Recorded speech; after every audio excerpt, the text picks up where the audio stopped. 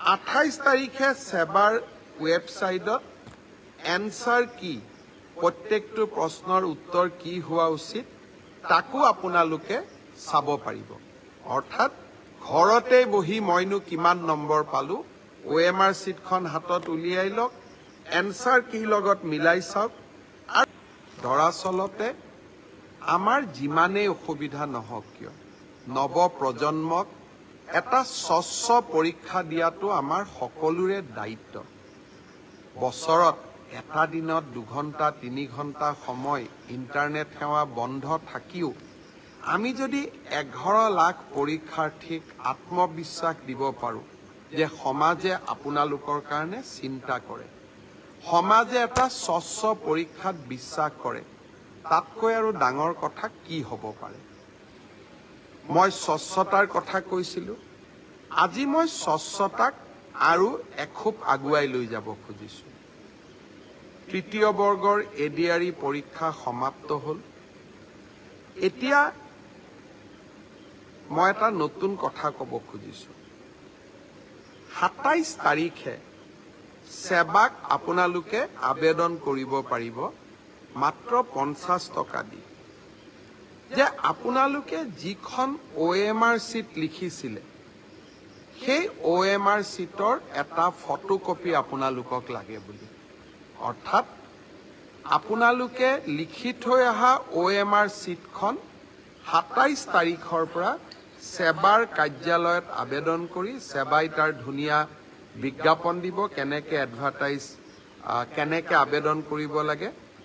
আপোনালোকে চেণ্টাৰত জমা দি থৈ অহা OMR চিটটো এইবাৰ আপোনালোকে 50 টকা জমা দি সেবাৰ পৰা লৈ আহিব পাৰিব। ফটোকপিৰ খৰচ 50 টকা। ঘৰত লৈ আহি OMR চিটটো এইবাৰ আপোনালোকে পৰীক্ষা কৰিব পাৰিব যে মই শুদ্ধ উত্তৰ দি আহিলো নে নাই। শুদ্ধ উত্তৰটো কি? 28 তাৰিখে আমি এনসাৰ কিটো সেবাৰ ৱেবছাইটত আমি প্ৰকাশ কৰিম। অৰ্থাৎ 27 তাৰিখৰ পৰা আপোনালোকে OMR চিটখন আবেদন কৰি সেবাৰ পৰা ল'ব পাৰিব।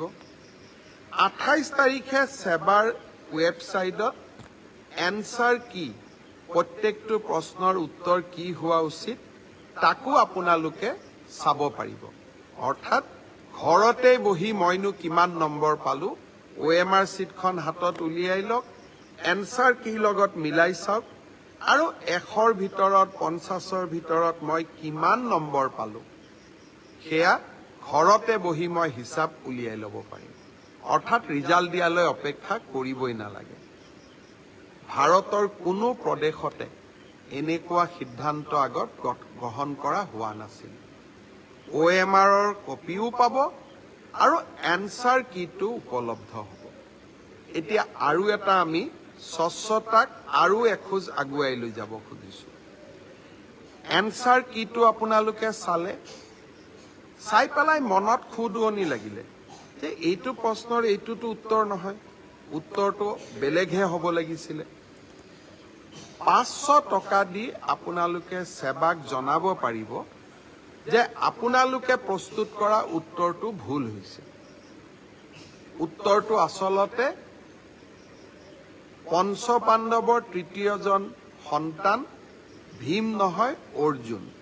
সেবাই ভীম বুলি এনসাৰ কিট লিখিলে, আপোনালোকে শুদ্ধ কৰি দিলে সেবাক যে আপোনালোকৰ এনসাৰ কিটো ভুল। আচলতে পঞ্চপাণ্ডৱৰ তৃতীয়জন অৰ্জুন। অৰ্থাৎ আপোনালোকে সেবাক এটা ভুল শুধৰাই দিলে। তৎকালীনভাৱে সেই 500 টকাটো আপোনালোকে উভতাই পাব। 500 টকাটো আমি এই কাৰণেই ফিজ লৈছোঁ, নহ'লে সকলোৱে এনসাৰ কিটো ভুল বুলি হাৰাশাস্তি কৰাৰ ৰাস্তাও ল'ব পাৰে। যাতে হাৰাশাস্তি কৰাৰ ৰাস্তা নলয় সেইবাবে আমি এটা 500 টকা ল'ম। কিন্তু যদি আপোনালোকৰ পৰামৰ্শ শুদ্ধ হয় আমি সেই 500 টকাটো উভতাই দিম।